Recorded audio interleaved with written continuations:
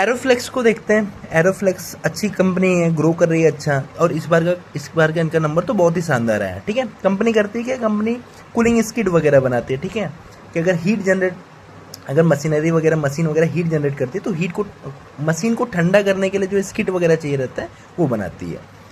तो इसका पूरा का पूरा बिजनेस मॉडल अपन ने Q4 में तो अच्छे से देख ही लिया था। तो बिजनेस मॉडल तो चलो ठीक है। देखो ऑपरेटिंग लेवरेज भी तगड़ा मिला हुआ है।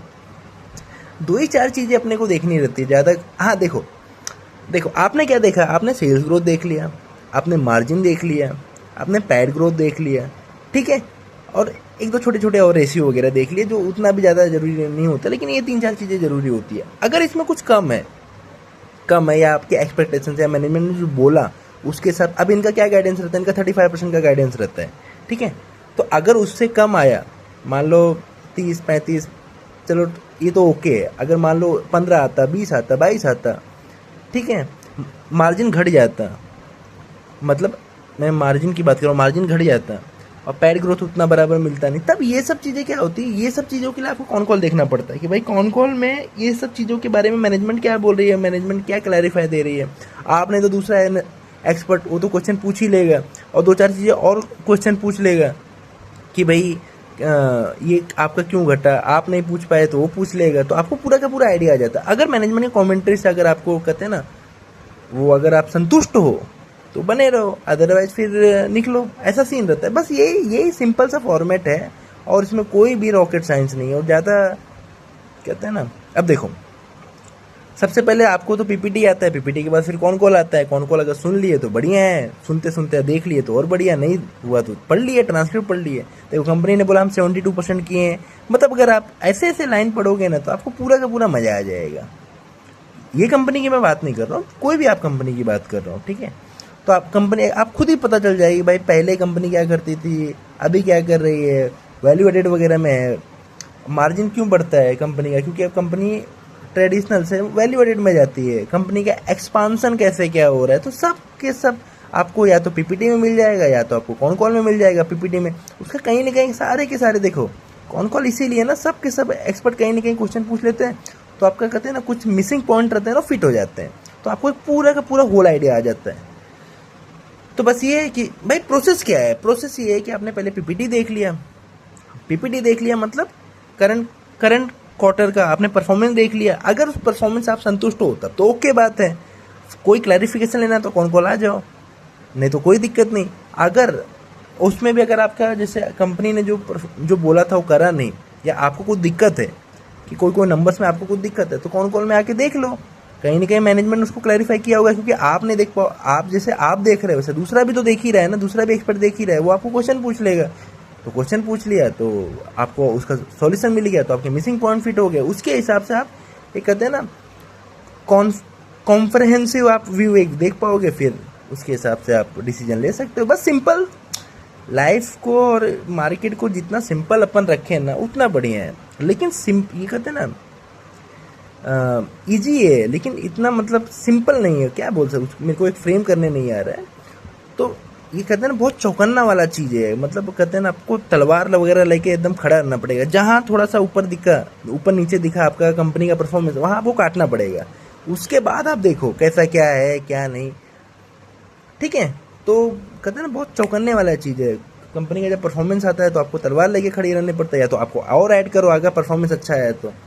ठीक है, जैसे शैडो फैक्स वगैरह अच्छे रिजल्ट दिए, ये कोई भी है, ये कंपनी भी, अगर मान लो इस कंपनी के पास भी किसी के पास एग्जांपल पकड़ो, भाई रिकमेंडेशन मत ले लेना, मैं तो इसलिए बहुत डरता हूँ कि भाई रिकमेंडेशन वाला तो दिक्कत हो जाता है। क्योंकि क्या होता है, मान लो आपने क्या जैसे 3 मिनट 4 मिनट 5 मिनट का वीडियो देखा, उसमें 30 सेकंड की लाइन पॉजिटिव मिल गई तो इंसान इंस्पिरेशन लेके वो ले लेता है, लेकिन बाद में कभी कंपनी में कुछ खराबी है तो जो बता रहा है, जैसे फॉर एग्जाम्पल मैं अपनी बात कर रहा हूँ, वो तुरंत आपको इमीडिएट नहीं बता पाऊंगा, 1-2 दिन बाद 3 दिन बाद या उसी दिन, या सिचुएशन देखेंगे ना यार। जैसे अभी मान लो अभी आप देखोगे तो मैं 1 हफ्ते बाद वीडियो बना रहा हूँ, तबीयत वगैरह टाइम वगैरह के हिसाब से।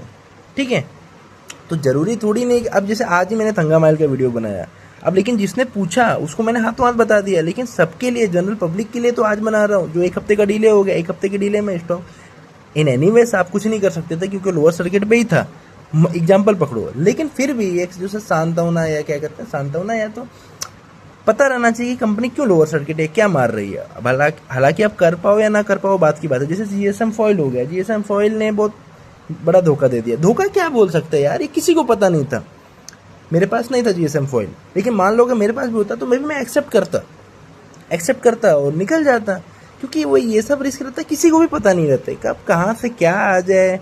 इसीलिए कहते हैं ना कि आपका पोर्टफोलियो थोड़ा सा कॉन्सेंट्रेटेड, कहते हैं ना कॉन्सेंट्रेटेड के अपन खिलाफ नहीं, कॉन्सेंट्रेटेड से कहते हैं ना एक वेल्थ बनता है। लेकिन क्या होता है, अगर एक दो स्टॉक अगर आपके ऐसे निकल गए जीएसएम फॉइल वगैरह, जिसमें किसी की भी कोई गलती नहीं है, आपस के मैनेजमेंट ने एक दूसरे को गोली मार दिया, ठीक है, तो ऐसे में तो फिर क्या, तो कॉन्सेंट्रेटेड रहेगा तो अपने को कहते हैं ना अपन फटाक से निकल जाएंगे मार्केट से। और अगर रहेंगे ना मार्केट में, एक नहीं तो दूसरी कंपनी, दूसरी नहीं तो तीसरी कंपनी अच्छे पैसे बना ही देती है।